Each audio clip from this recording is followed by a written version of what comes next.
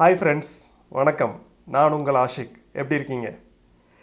இன்றைக்கி என்ன பார்க்க போகிறோம் நம்ம வீடியோவில் அப்படின்னா, என்னோடய iMac, ஆப்பிள் iMac அதில் ஆப்டிக்கல் ட்ரைவ் ரீப்ளேஸ் பண்ணி SSD போட போகிறேன்.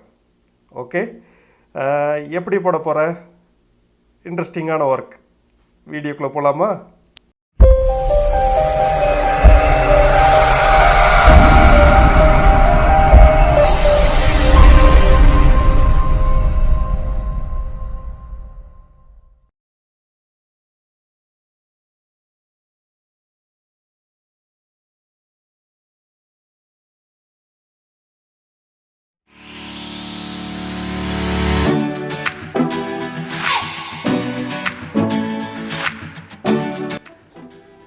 இது என்னோடய மேக்கு.